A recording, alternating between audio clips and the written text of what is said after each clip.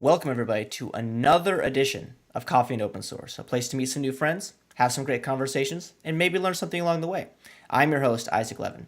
And if you're enjoying interviews here, be sure to like, subscribe, follow wherever you're watching or listening. Also, if you're interested or know any folks that would be interested in coming on chatting, feel free to reach out to me on Twitter. My handle there is IsaacR11, or reach out to me on Mastodon. My handle there is IsaacR11 at Fossidon.org. All right, so with that out of the way, I'm really looking forward to my guest today. We're going to have some great conversations about all sorts of topics in tech, and let's just get started. My guest today is Alyssa Miller. Alyssa, do you want to say hello? Introduce yourself? Yeah, hey everybody. I'm Alyssa Miller, hacker, researcher, cybersecurity executive, author. I don't know. I throw a bunch of things into a tub and see what mixes. I don't know. All the things. All the things, right? All the Yeah. things. Definitely not all the things. Please, God, no. Yeah. Awesome. I'm really looking forward to this conversation. I think that we're going to hit all sorts of interesting topics throughout the hour. But I love to get started, when I talk to my guests about tech origin stories, right? Do you recall the first time you came across technology or technology was presented to you and you realized, like, I love this stuff. I love computers. I love solving problems with technology. And you kind of attached yourself to that. We're going back in time a little bit. Okay. Yeah. Okay. I mean, I remember it actually really clearly. So I was 4 years old. My father was an accountant for this small HVAC company, and they were like changing over computer systems, right? So they were on some, actually now I still remember this for some reason. It was a Unix-based platform. Don't ask me which. I was really young. I don't remember. But they were converting over, and they had these Zenith Heath kits. And so, as the controller, he had to convert everything at the end of the year when they were closing out the books from one year and going into the next. Well, especially back then, a little company like that over the holidays, they were closed for 2 weeks, right? Yeah. So he wasn't going to go in and sit by himself in an office. So over the Christmas break, he brought home this Zenith Heath kit, big 8-inch floppy drives, the whole 9 yards. And, when he wasn't working on it, he let me play video games on it. He had a couple different bootleg video games. One was like a bootleg version of Space Invaders. Sure. I don't even remember what they called it. And so that's where it started, right? Yeah. And then from there, we had computers in my elementary school, which we were very fortunate. First we had Trash 80s, then later they built like this whole Apple lab. Mm-hmm. I also remember when I was a kid, I don't know if you, I don't know. A lot of people are maybe a little too young for this, but Mr. Wizard, he used to do stuff on. I watched Nickelodeon, and he would do stuff on computers. They'd draw stuff and animate stuff, and I was just like always like super fascinated whenever they'd have a computer episode. So, that's where it began. When I was 12, I got a paper route again. There's probably people out there who have no idea what the heck I'm even talking about when I say a paper route. Yes, they used to pay kids to walk around the neighborhood, the early morning hours and, deliver newspapers. But I saved up a bunch of money, bought myself a computer, which that's 1989. Mm-hmm. So yeah, now you know how old I am. But people didn't have personal computers in their homes the way we do today, right? It definitely was not ubiquitous as it seems to be today, or we certainly weren't walking around with them in our back Yeah. pockets. Um, so I bought that computer. I got online with this online service. Again, we're talking before the internet. Um, this online service called Prodigy, which do you remember this when they like Prodigy and AOL would send you Yes. discs in the Yes. mail and say, "Hey, I am sign of up for our stuff. You yeah. get 50 free I am of hours." I don't know what vintage you are, but I'm of a vintage where very much like CDs by mail was a definitely like internet by mail was a thing. Um, and I Awesome. like there was Apple IIs like when I was in elementary school. Like I remember Okay. playing Snake, like a version of Snake, like Yep. for yeah Yep. We're in the same yeah. ballpark then. So yeah, so I mean, with my new computer, I got it at that time. It was still a floppy drive, Hmm. right? And it was a five and a quarter floppy drive. It wasn't even, we weren't even down to the 3.5s yet. And for Prodigy, and I installed it. I think I got like 20 free hours or something like that. And so I used it. And at the end of that, of course, they want a credit card if you want to keep playing. I'm a 12-year-old. I Yeah, don't have a credit sure, card. sure. So I you know, I actually I went to the library. Remember, we had those too. Yeah, I think we still have them. yeah, Um, but I went to the library. I got books on like UART and started reading up on serial comms and things like that, and figured out ultimately how to intercept traffic. mm, And I had a comm terminal thing and whatnot, and basically figured out they were doing client side validation on your authentication. sure. And so as long as you had a flag, you could authenticate and you were in, right? So it basically I broke in the Prodigy. Long story short. And so, that was, that really, I still didn't see it as a career at that Yeah, point yet. That would come later, but that was really how things got started. And yeah, then, I found hacker spaces and IRC when the internet came around, all that craziness. yeah. So yeah, I mean, it sounds to me, and I think this is something across all the conversations that I've had with folks on this show is like, natural curiosity of like how things work in Mhm. like not just like using it as a utility or using it as a service, but really wanting to understand how things work. And some people that correlates to like wanting to tinker with stuff. Like, do you have like that sort of thing in your DNA where like, my story is when we first got a computer when I was in high school. It was on layaway. Like my parents paid, for months to get it, and then like day two, I like disassembled it, took it completely apart, and I remember my dad coming into the room and was like, "You need to fix this now." And I didn't know, like I didn't know how to put it back together, so I had to figure out how to put it back together. Um, and that's when I realized that like I was interested in these sort of things. Like, do you have a similar thing where you always were? I don't know about taking things apart and putting them back together, but this natural curiosity of like, I need to know how this works. Like, I just can't have it be some black box or some mystery. I need to know what's inside. Yeah, I think that's honestly like the core of what a hacker Yeah. is, right? It was, it started really young. Like I had electronic toys when I was a kid. Always took those apart because I wanted to figure out how those the 7 segment displays worked. Yeah. I was always curious about that. Like that, how does it do that? So I'd pull those things apart and I'd try to, I'd sit there with wires trying to like short out different leads and try to figure out how can I get like a segment to light up. And every so often I figured it out. It took me, I was much older by the time I actually learned how those things Yep. actually work. But, I started playing with that kind of stuff. Definitely took apart my parents' electronics. They really were unhappy when I took Sure. apart the Sure. VCR. Yeah, yeah. That's a big one. That's a big one to take apart. Um, I did stay away from TVs because I was warned about, the capacitors and those things and people Yep. dying. And of course, they had big warning labels when you take the case off, about, electric shock and Yeah. whatever. So I did stay away from the TV. But yeah, VCRs, CD players, tape players. I mean, anything you can think of. I would get presents, anything electronic. I'd play with it for a while and then ultimately I'd end up taking it apart. So I had this one thing, it made like all these different car noises or Okay. something. And I remember taking that apart, trying to figure out if I could make it make other noises or, Yep. trigger it in different ways and stuff. So yeah, and the word tinkerer is like the perfect name for Yep. it, right? I had a boss in my first job who that was her term for us as hackers. She's like, yeah, you guys are all like the Yeah. tinkers. That's who I want to hire. I want to hire tinkerers. And Yeah, where that comes from, that genuine curiosity. I just it's a blessing and a Hmm. curse, right? Because yeah, I'm very curious and I've learned a lot about technology that way, and it is obviously turned into a great career. But at the same time, I have a really hard time with anything just trusting that, well, this is just, it works if you use it this Yeah. way. Like I have to know why. I have to understand it.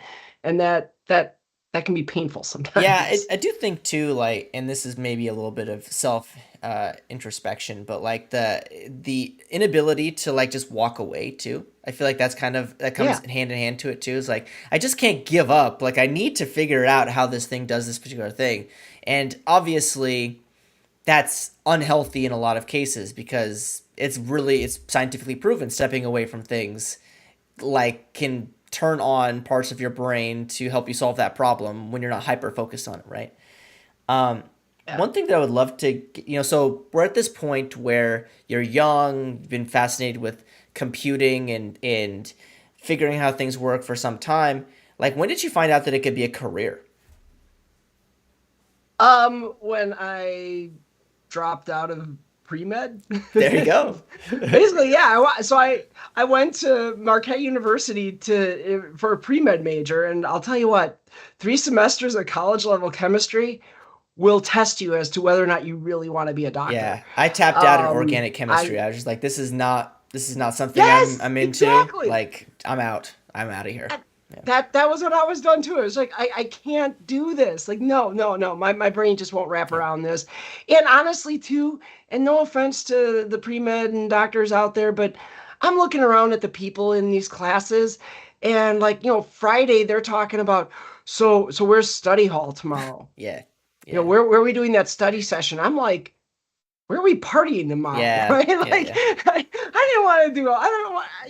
I can't eat, sleep, breathe this. I just wasn't into it that way. So I had to find another major. And I mean, I was already at this point well into programming. I taught myself a lot of stuff, and I found they had computer science. And I'm reading up in the course catalog, literally sitting down with the paper catalog in my advisor's office, going through what am I going to pick for a new major. I found that I'm like, oh my God, this will be easy. Okay. It wasn't. No. I mean, it No. was, but it wasn't. Don't get me wrong. I mean, I had the brain for it, right? Obviously, my brain is wired that way, so it worked. And but also writing an operating system in assembler. What the Yeah. Yeah. hell? Yeah. Why? That was awful. I hated that. But at the same time, it was cool because I was learning that stuff and it did actually apply. And what helped me a lot was that was during the dot-com Yeah. boom, right? So now we're up to, and I've already exposed my age, so we're talking 1995 was when I started college.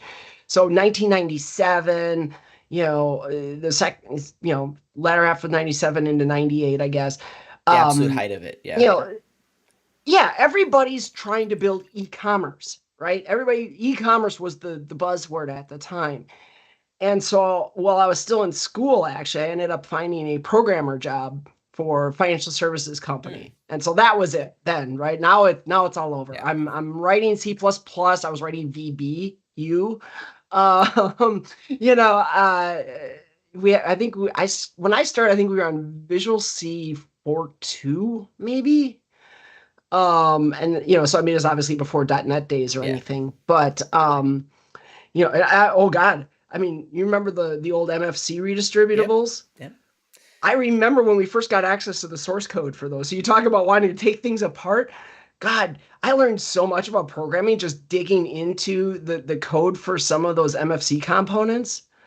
Man, crazy stuff. Yeah.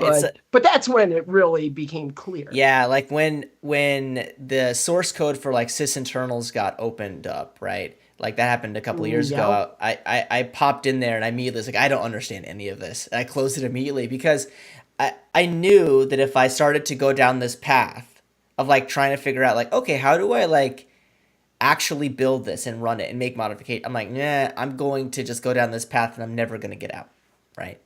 And I think that that's Yeah. really, really interesting about specifically open source now, right? Where predominantly we can look at the source code for a large majority of the technology that's used across the tech ecosystem, right? And you can very much, it's great because you're accessible to be able to contribute to it in whatever way you want. But Yeah. also, like, if you are hyper interested in things, you can go down this rabbit hole where there's no way out the other side, right? I might have done this once or Sure, twice. sure. Yes. Yeah, so you're in the computer science curriculum, and then eventually you have a like a programmer job.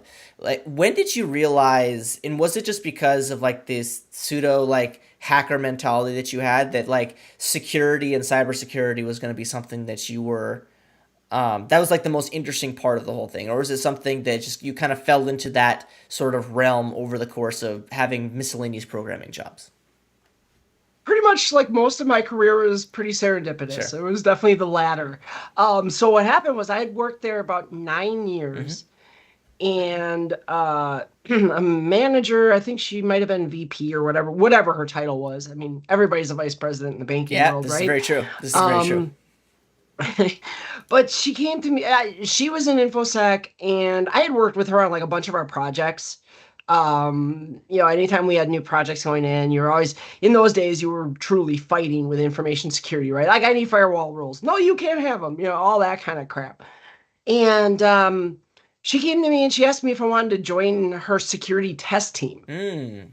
and do pen testing. I looked at her in the face. I don't know what the hell that Yeah, is. exactly. It Exactly. was literally what I said to her. And I'm like, and she, kind of explained, and I realized, well, okay, that's kind of what I've been doing. But I'm still thinking, like, okay, this is a corporate job, so it's not like what I did in my past life in, IRC and stuff where we were, doinking around with different things. And the thing she said that stuck with me, she goes, "You're smart. You'll figure it out. That's why I'm asking Yeah. you." And so, you don't have someone say that to you and then not go follow them, Yeah. right? Like, okay, if you believe in me that much, I got to give this a shot. And so, yeah, I joined that team that, and obviously as pen testers, that's what we did. We pen tested our environment. And that was my first exposure even to that concept that, like, you heard about like the government doing Yeah. it, right? Like you heard about all these big name hackers who got arrested, went to jail for a while, and then like, the NSA or somebody Yeah. hired them. Okay, but I didn't anticipate that like, oh, we could do that in our own banking company. And Yeah. so, I did that. Obviously, I fell more into AppSec because being a developer, that was the world I Mm-hmm. understood. Um, and we had a lot of web apps that needed to be tested. And so that was, I think, that's what really gave me the security bug. Yeah. I never realized that all that, what I thought was at the time, was just kind of like my troubled youth, if you Sure. will, Sure. for lack of a better term, was like, oh crap, this could actually be a job. Like this could be something.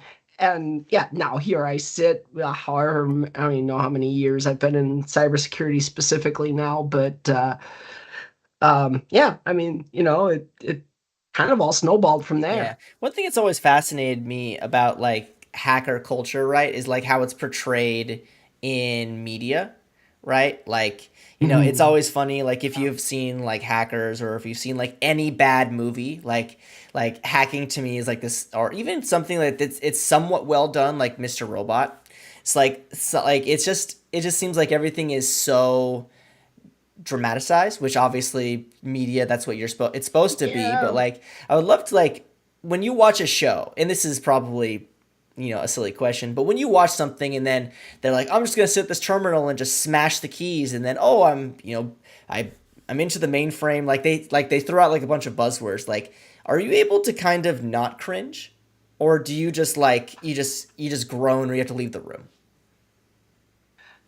So I love and hate hackers, for instance, for that exact reason, right? The singing virus and the hack the Gibson and all that jazz, and all the visuals that went with that are just kind of like, oh my God.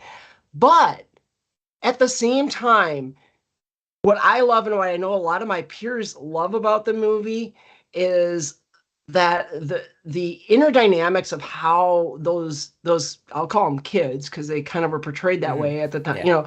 how they interacted, kind of how their spirit was, how they were just kind of like, F the world kind of thing. A lot of that was exactly what I experienced back in my teens when I was in those IRC Yeah. channels, right? And that was what brought a lot of us together, because the world hated us. I was one of the many who were bullied in school and whatever, and fell into that community because it was the community that understood what I was all about, and they were like me. And so, a lot of that interaction, a lot of that dynamic is what they captured well. Now, Mr. Robot, I actually Yeah. love, because you did see like real life exploits and real life tools that actually made sense, um, down to the point they did actually critique like his typing and Yeah. how to make it, and her typing as well. Is just like, yeah, okay, that I can dig. Yeah. Yeah. Like, so I did get into that. My favorite though, and everybody's got their own favorite hacker movie. The one that hits me, because it's the other time I think I kind of realized that maybe there was a career in that. Never thought it was for me to be my career, was Sneakers. Mm. And Sneakers is just that the opening of well, not the very opening. Very opening is, they're college kids and his buddy gets arrested. But, then they move on from that, and it's, they're breaking into this bank, right? And you watch the whole thing, and you're thinking like, oh my God, these are criminals. They're stealing from this Yeah. bank. And then of course they cut to the scene where he walks in, he slaps the briefcase down on the bank manager's desk. He's like, here, here's all the money I stole from you, and here's our report on all the problems you have. And he rattles off a bunch of it. And I'm like, that is the Yeah. coolest thing Yeah. ever. you know I didn't know I would be doing that in like the electronic world, Yeah. right? I mean, I was never a physical pen tester, but that's what I did for years Yeah. in the electronic space. Yeah, it is So quite fascinating, and I think one thing too, you mentioned something that I'd like to drill into, like this level of I don't want to, and I don't want to, if this comes off as anything other than positive, like I apologize, but like sort of like the outcast of society, right? Like folks that are maybe a little bit on the edge of different social groups, they find something that's interesting, and that typically is like against the establishment or like anarchy to an extent. Anarchy is probably not the best word, but like that's how I see yeah. it, right? And like if you're in like I'd love to get your thoughts in that time, IRC channels, people are just talking about stuff. And I imagine that, you can kind of in corny ways, you can go down kind of two discrete paths down in the hacker world. You can be a white hat hacker, or you can be a black hat hacker, right? Like, uh, or if you, or, You can be a little yeah, bit of both or you can be sometimes on the, too. or you can do like Yeah. the Frank Abagnale thing where you end up working for the government, different industry, but the same thing, right? So like, Yeah. at what point in time did you realize, or did you even have this situation where you were kind of, do I go down this path of like trying to constantly break the system for nefarious reasons, or trying to help the system to be better and to better society? Did you ever have that inflection point?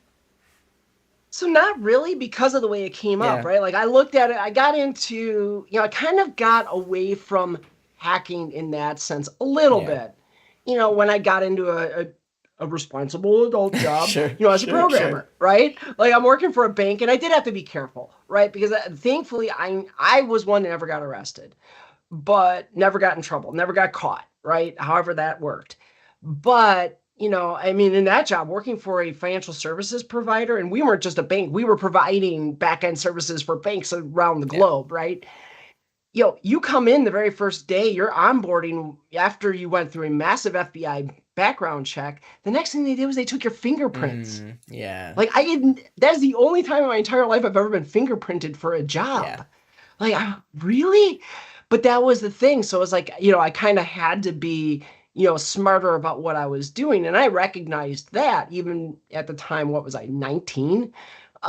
So, I did pick up on that. There wasn't really like an inflection, like I need to use my powers for Yeah. good Yeah. Yeah. instead of Yeah. evil.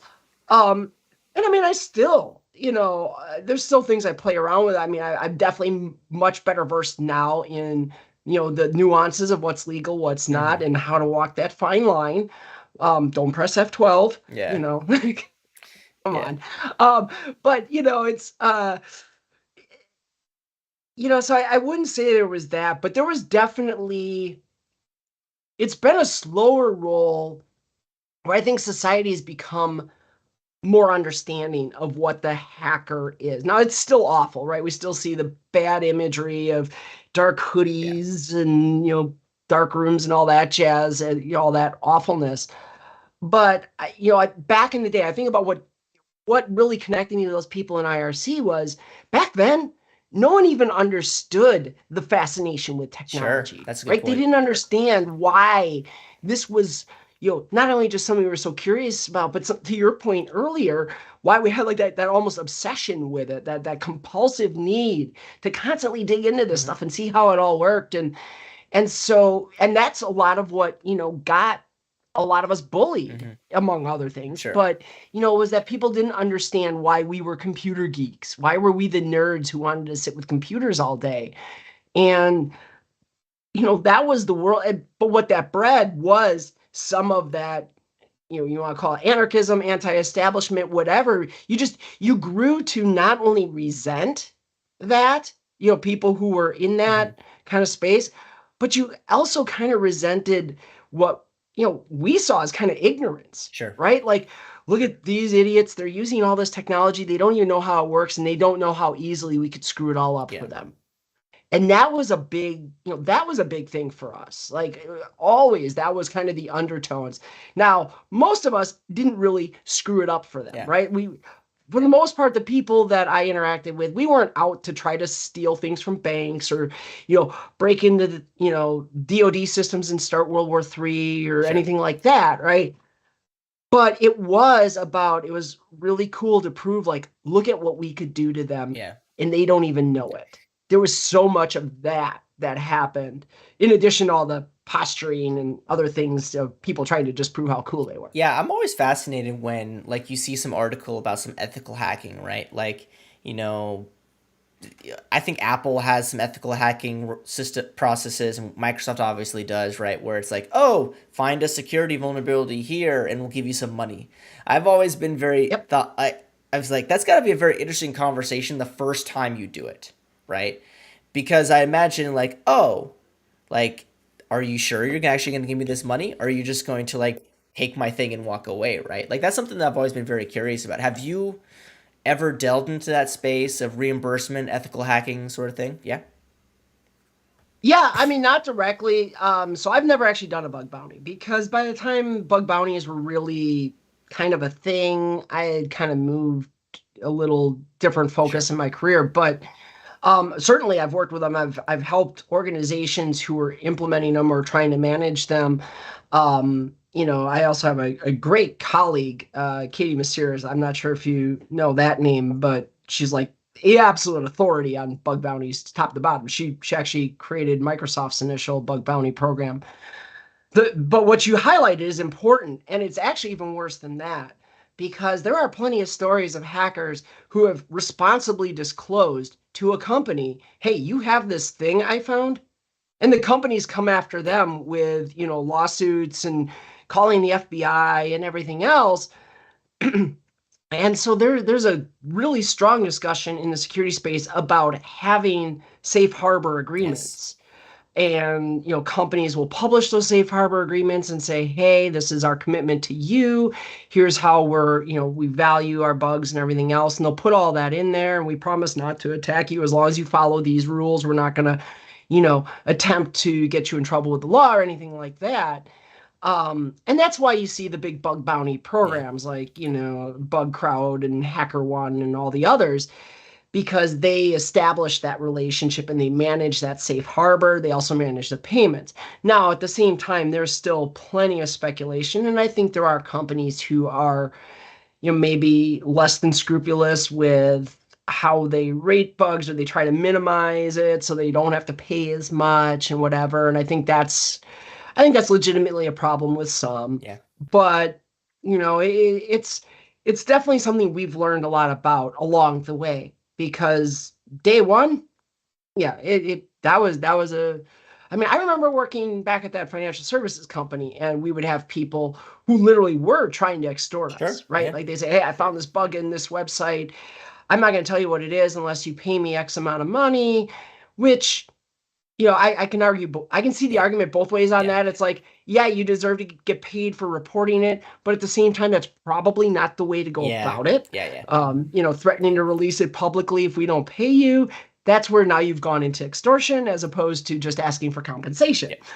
Yeah. That's where it gets problematic. Yeah. So, It's also quite interesting, and I mean, this is delving into this like sensationalism. I think a lot of people are fascinated by this whole space, specifically because like you are deliberately trying to break something in and with the effort to make it better, but you have to have something, right? Like I'm yeah, very much of the no free lunch, right? Like everything should be like you have value if you're doing something that's going to, especially if you're benefiting a company, right? yeah, they're making profit off that Yeah, website, exactly. you know? But maybe So, sending like a cryptic letter that has like magazine or newspaper clippings like pasted on a paper. Like these are like I don't know if people do that anymore. the old school Yeah, I ransom don't know if that's notes. a thing. Like I just saw it in movies and I'm like, oh, that probably is impossible to not figure out. Anyway, I think too, like in at least from my visibility, somebody who isn't in the security space directly, like security, obviously it transcends like all of technology, but I think it kind of falls into a handful of buckets, right?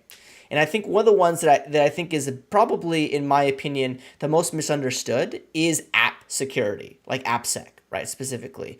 And the Yeah. reason why I think that it's a bit misunderstood is because it is very much like a developer responsibility, typically. I'd like to kind of get your thoughts as to, you know, how, if you're starting out as a developer today, like what are some fringe level things that you can start to adopt as you're building systems that can set you up for success from an app security standpoint?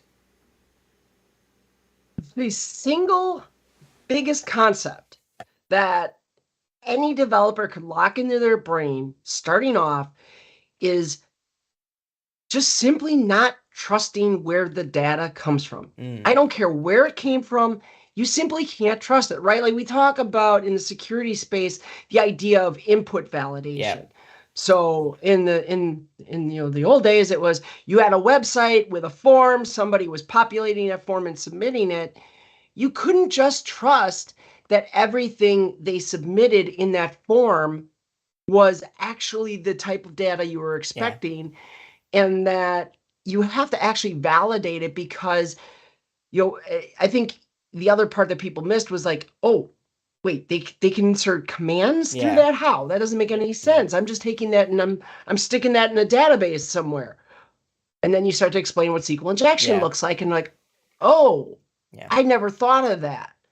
And so, whether we're talking about, through APIs, whether you're querying maybe a foreign, SQL somewhere, you're grabbing data out of some database, whatever, it's, it's the fashionable term for it now in the InfoSec space is zero yep, trust, right? And which is this annoying term that basically describes what we've always should have been doing, we've always talked about doing, which is you just don't trust yeah, anything. If you're wherever your data is coming from, you're making sure it fits what you're expecting and that it doesn't have any weirdness to it.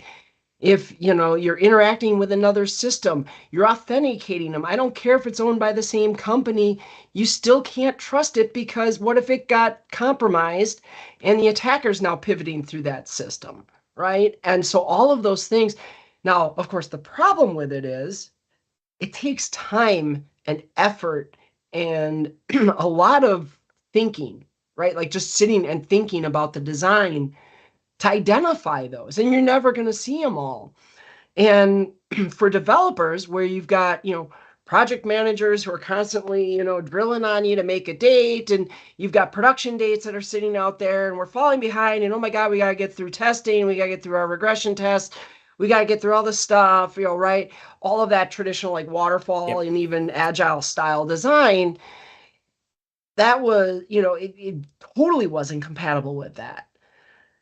But the one thing we had was we had the long design cycles where you could kind of do some of that, and that's where threat modeling was sure, born. Well, now we've gone the opposite. We've eliminated a lot of that. Like we got to go through all of these pieces and whatever, and we kind of done this DevOps model with CI/CD, and we've rolled into that. But now the flip side is we've lost all of the the design cycle Sure. side of that, Yeah. right? And so trying to figure out how could we even fit threat modeling, which is something that has still not really caught on Sure. as much as I would love to see it, because it is a really important thing, but we haven't gotten there with it. We just, it's a lot harder to figure out how do we put threat modeling now into a CI/CD cycle where, we're literally just pulling user stories and popping them and writing them and, ship and go next one and we go. And, all this stuff is automated and is flying through, because the traditional security realm was always, we'll put a gate. We'll put a quality gate, right? That's a great term that gets tossed around in security and developer spaces alike. Well, the problem with gating like that is that breaks that CI/CD model, Yes. right? Like if I'm going to set a gate that you have to pass. And my answer is if you can't pass that gate, we go backward. Yeah. You Yeah. just broke Yeah. CI/CD. That's not the way to go. Everything flows one direction in CI/CD. And for security people, that scares the crap out Sure. of us, Yeah. right? Like, wait, what? I love getting into this argument. This pisses off security people so much. Release with a bug. Release with a vulnerability. Who Okay. cares? Do Okay. it, Sure. Yeah. Why not? Why not? Yeah. right? They get scared. They freak out. But here's the thing. If your CI/CD is mature enough, think about like Amazon, who I think, got almost 10 years ago now already. They were bragging that they were so CI/CD that they were, releasing sub 1 second, right? Like they were doing Yeah. deploys in less than, every second.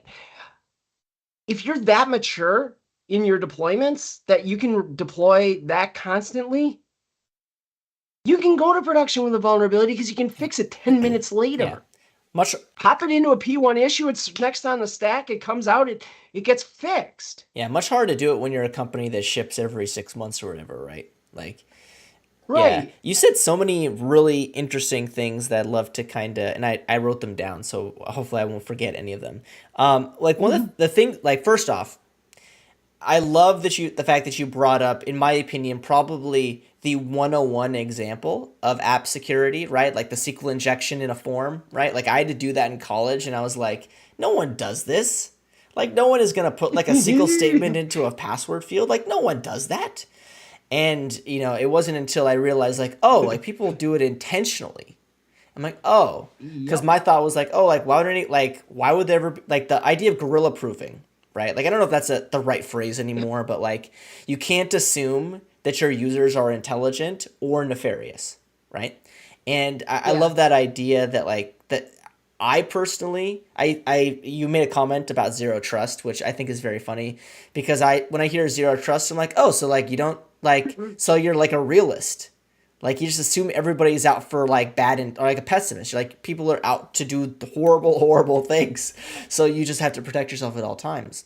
So I'd love to talk about zero trust specifically because in the AppSec space, it is this idea of like adding layers and layers of abstraction on top of our systems to protect them. But you mentioned something that I also think is quite interesting. Like, usually those things aren't in a backlog, right? I'd love Right. to get your thought is like how, and if it's an industry problem, if it's a team makeup problem, if it's a development lifecycle methodology problem, it's like, how do we do better at getting like P1 or P0 security things into our backlogs, into stories, instead of having them be like, oh, we're like a month out of shipping. Like, does the site run fast? Is it secure? Because that's the thing, right? Like, Right. Yeah. And what a nebulous question to ask, right? yeah. Does it run fast? Well, what the heck does Yep. fast mean? Is it secure? Well, what the hell does secure Yep. mean? You know, and so this I've actually, boy, we didn't even plan this, but we went into a really cool space, and this is something I've given a number of conference talks on. It's the idea of, for lack of a better term, I just call it user story threat modeling. Mm. So threat modeling is this thing, right? And as it came about initially, a lot of people, if they've heard of threat modeling, they've probably heard of Adam Shostak's original book on this from Microsoft Press, Yep. whatever, is the Microsoft SDL. But the way we went about it at the time was assuming we had these big design cycles and you had a point in time in the design where you'd bring a bunch of people into a room and you'd build up these data flow diagrams and you'd use all these different frameworks that we created, like Stride and Pasta and Octave and all these things, right? And you'd sort through all this, you identify all the threats. The problem is, of course, that takes a lot of Sure. time. And when you don't have big, long design cycles, when you're just plopping user stories into a backlog and developers are grabbing and going sort of thing, yeah, you're doing probably some stack ranking and things, but that's essentially the mode. It's like, how do you get to that Yeah. point? And, the biggest thing for me is get away from this whole idea that we're going to threat model an entire Sure. system and we're going to, use Stride, for instance, take that as one of the frameworks, right? For describing threats. We have, Stride. We have all these different classifications of spoofing and tampering and repudiation and yada. All you really need is the person who's writing that user story to take a couple of extra steps and say, all right, let me think about this. What could possibly go wrong with this user story? Yeah. By the way, my favorite slide in this talk, when I give it, if you're familiar with Timmy Turner, Fairly Odd Parents, Yep. what could possibly go Yeah. wrong? Yeah. That's literally all threat modeling is. It's just looking at it and saying, hey, what could go wrong here? What would be like the worst thing that could happen based on this new functionality I use, or I'm putting into this user story? And so if you sat down and just capture one or two of those, immediately you have now captured that as part of your user story, right? Now immediately you have given that developer that gets that user story something to think about, right? You've already put their brain in motion to say, oh, wow, yeah, if we're going to use all this location data and we're storing that, that's now a really attractive target to an attacker because they could do all sorts of ugly things with someone's location data. Plus, if they're, really an acute developer, they understand too maybe about like, privacy regulations. And oh, that's a big fat privacy concern for us. So we need to Yeah. be aware Yeah. of that. But you can't count on your developers to know all that. And so when you have business people who maybe do see that, and they're the ones writing these user stories, capture that, Yeah.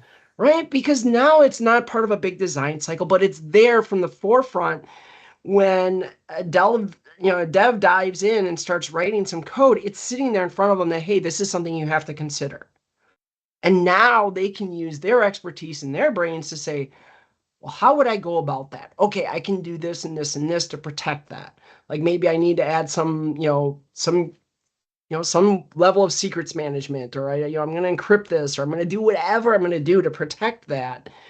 And, and and then you take Stride and all that out of it because you're asking your like business people, you don't want people have to be a security expert Yes. to do threat modeling. Yes. Anybody can do this. Just do it in plain Yeah. language. Just, if you speak English, do it in English. If you speak Farsi, do it in Farsi, whatever. But just in plain language, not in, this infosec speak of spoofing and repudiation. Like I say those things to, a dev.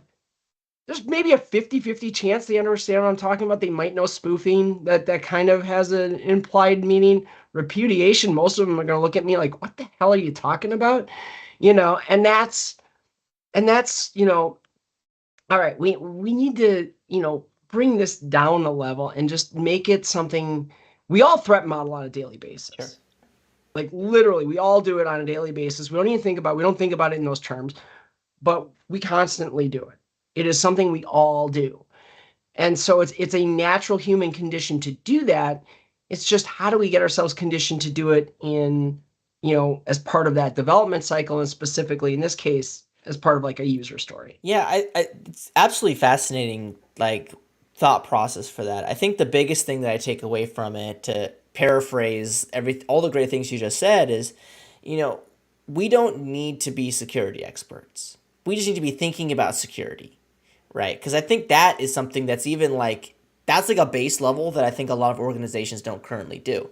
They expect some tool. You mentioned a few of them. There's other tools as well to do that work for you, right? Like I remember I was a consultant at some point, and we definitely like there was tools you can get off the rack It is like, oh, like make sure my app is secure.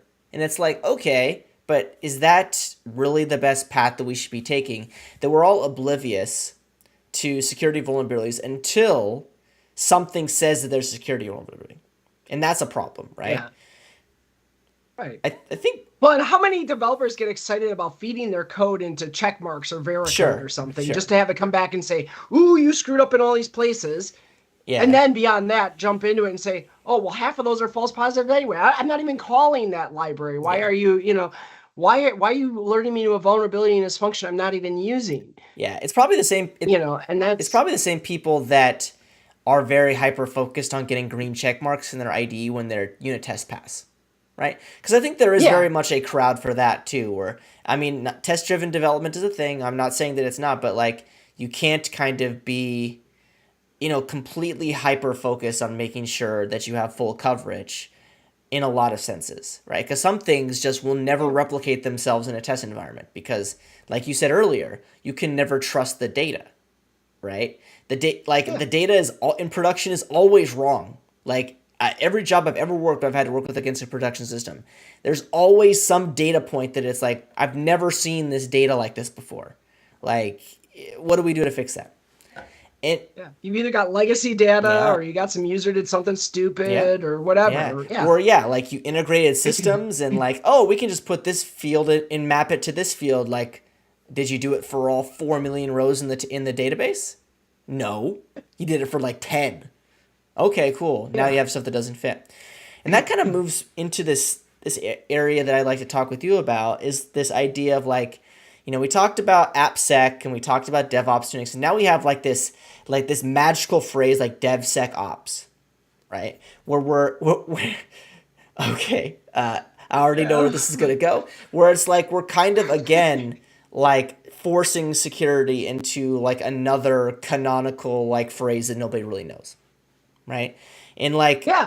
there's tools there that I'd love to get your thoughts on. Like I love the idea of crowdsourcing vulnerabilities like CodeQL and other things like that, right? That's great. And I'd love to get your thoughts. Like, is that as far as we should be going as developers? Like, oh, it passes a CodeQL scan. Like, we're solid. Like our apps are passing all these things. We're solid, right? So we can just, we can check off the security box in our DevOps process and we're good to go. Yeah. I mean, obviously, I think you asked a loaded question for a reason, but Of yeah, course, no, the I'm very no sensationalist, tool as you is can as far tell. as you Yeah, should go. yeah, yeah, yeah, No tool. I don't care how good the security tool is. We have this weird predilection that, if we just buy the right tools, and of course the security vendors love this, if we just buy the right tool, we'll be secure. No, yeah. it's never, ever, ever, ever, ever, ever going to happen. You know, basically what you're trying to do is get incrementally better every day Mm-hmm. at how do we do it. And it's got to be a cultural thing, Sure. right? I mean, you look at what DevOps really is about. Go back to Andrew Schaefer and Patrick Dubois and where they started with this thing, right? It had nothing to do with tools at Mm-hmm. all. In fact, in reality, it wasn't even necessarily, I mean, it was, but it wasn't about speed of deployment. It was about ease Yes. of deployment. Getting rid of the silos between dev and ops so that they could work together and devs weren't having the headache of, trying to get code pushed and ops was kicking it back and ops wasn't having the headache of getting crappy code from devs Yeah. and, whatever, right? I mean, that was their whole thing. Let's unite them into this one common, they all have a shared responsibility for the security of our systems, or for the efficiency and stability of our systems rather, and they're all united behind this goal of efficient deployment and so forth. Yeah. So when security came in and said, "Ooh, we're going to create this thing," said DevSecOps, that's where we started building those gates again, Yeah. right? We missed the whole boat on what DevOps was about. We were so focused, and I can tell you from going to countless presentations at different conferences, we were so focused on, oh my God, they're deploying so fast, we can't keep up. What do we got to do? We got to slow them down. We got to put these gates in. We got to get that. Literally, those were the conversations. That's exactly wrong. Yeah. No, if you want to put sec into DevOps, great, you can say DevSecOps. That's great. Whatever. What does it even mean? How are you breaking down the silo and becoming a part of it? It means we don't just, we in cybersecurity, we love to say security is everybody's job. Mm-hmm. Developers, you got to be a part of it. Yep. Product managers, you got to be a part of Mm-hmm. it. And that's not wrong. But if I'm going to do that, I also, as a security person, have to take on the responsibility of what is development's goal, what is operations goal.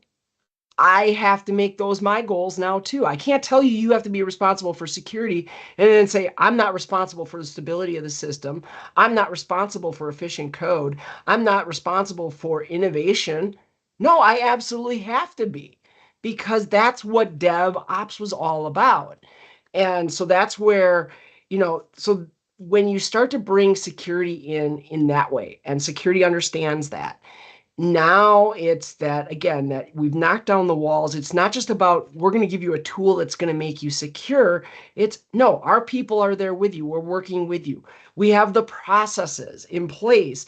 Like I mentioned before, as far as how do we identify a vulnerability, in a regression test. We don't stop you. You deploy, Yeah. and we wrote that back into, a P1, and we dropped it on the backlog for someone to pick it up off the issues list and go with it. All right, great. That's a good process. And then, yeah, we have the tooling that enables all that. It does all the automation, ties into, we're getting a lot better with developer focused security tools that actually tie into like repos and build tools and CI/CD tools and so forth. Okay, great.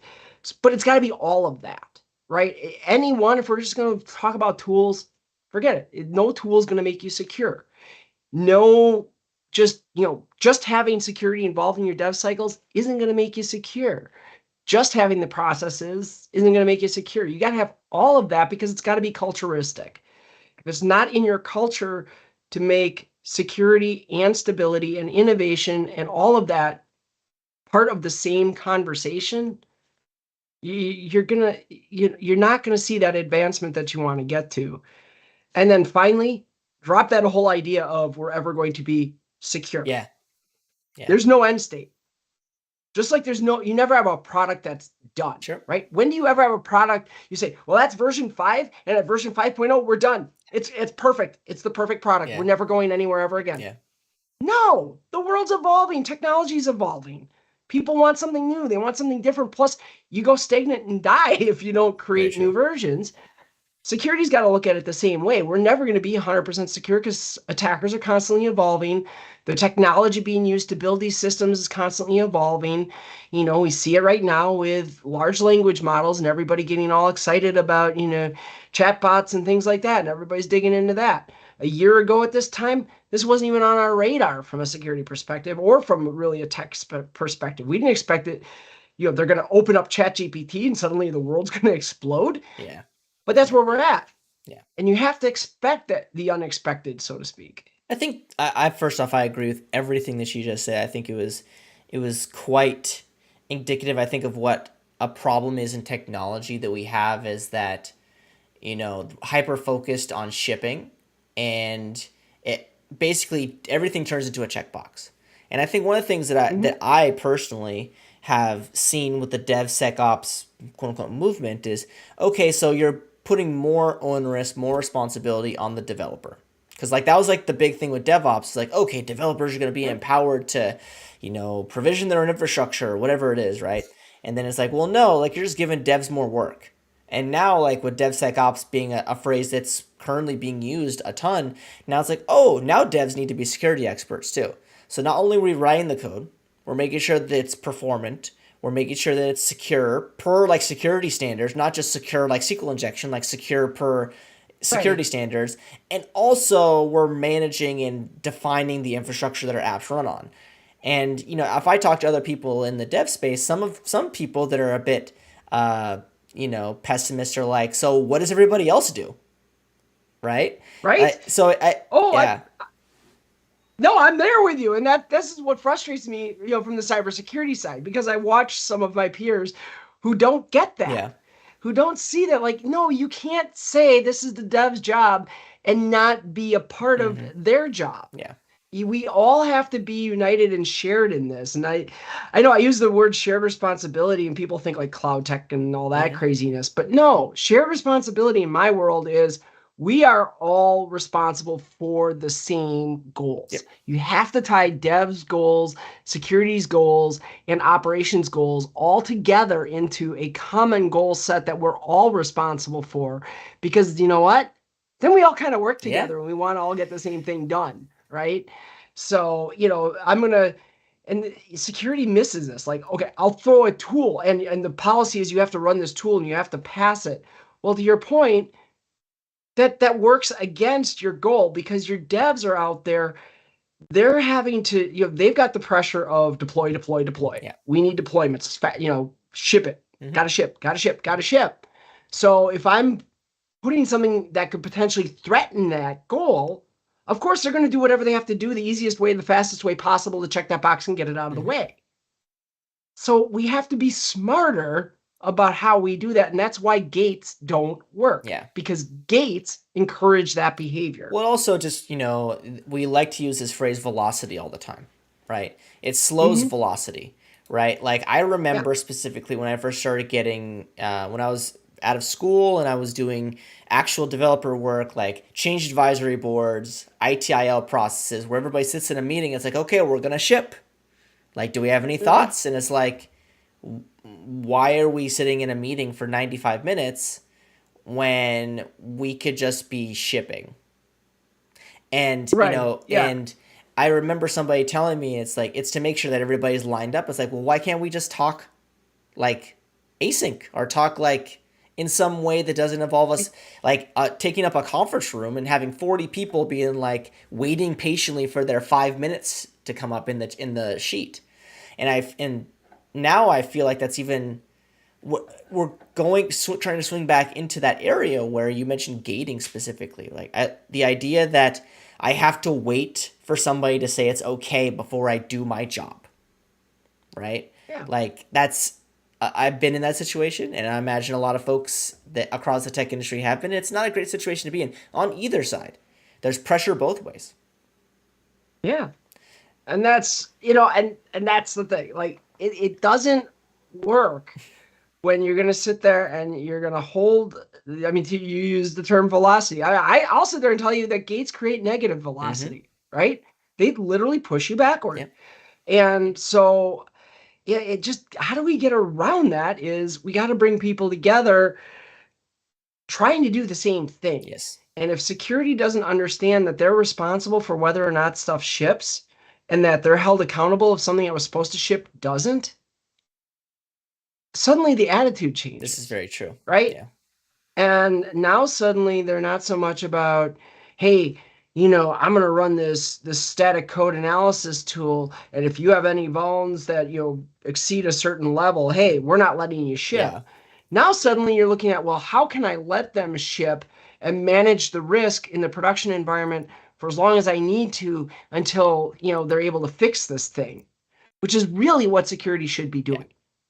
Yeah, I think any situation where you're putting undue pressure on any individual or set of individuals to like prevent the business from making money, it's problematic, right? We've all been in the situation where we've been forced to do things we don't want to do because the business needs to make money. I do. 100%. Yeah, I think, yeah, as we wrap up the conversation, this has been great. I think one thing that I've taken away from this is that, whether you're a security expert or even if we're talking about DevOps, like an operations individual, or you're talking about a developer, like we're all in this together, right? And I love this framing because at the end of the day, like somebody told me years ago. Like we're all in sales. And this is completely outside of the scope of technology in general, but like this idea of like we're all in sales because it's our job to move the company forward based on what our skills are, right? And I think if you were using this that same mindset in this world, like we're all in this together to get the best version of our products to market, right? Yep. That, Yeah, it's either you're out there for profit or you're out there for mission, right? If yeah, you work in nonprofits or gov, it's all about how do we advance the mission. If you're working in the private sector, it's all about making money. If we don't make money or we don't achieve our mission, we're out of jobs. yeah, And that's what it comes down. It doesn't matter if you're in sales, marketing, finance, development, security, IT. I don't care. yeah. Doesn't matter. We all have the same problem. We lose our job if the company doesn't succeed. That's great. And I want to thank you so much, Alyssa, for being on the show and chatting with me. As we wrap up, I love to ask my guests like one final question, and that question, if you can take our conversation that we've just had, so talking about the whole range of different security paradigms in tech and how we can quote unquote do better, and you think about the community around it and all of these sort of things, like what is the one word that comes to mind for you? Empathy, Empathy. I love it. not even a I, hesitation. Empathy. If we would just take time to understand each other's situation, if security understood developers goals and struggles, and if developers understood security's goals and struggles, and all down the line, we would be so much stronger in our organizations as a whole. that's great. I use the phrase empathy a lot across everything, work and personal, so that one hits pretty close to me. So, with that, we're done. I want to thank you for being on the show. If folks want to learn more about what Alyssa's working on, you can check out her on Twitter, Alyssa M underscore infosec. As well as there'll be some links to different ways you can follow her or see some of the things she's working on in the notes for this particular show. So with that, Alyssa, do you have any parting words or things before we sign off for today? Just, do better, be better every day. Just try to do a little better. It'll make all of us a little better. I couldn't have phrased it any better myself. Thank you so much for being on the show, and thank you folks for Thank listening, you. and I hope you enjoy the rest of your day. Take care.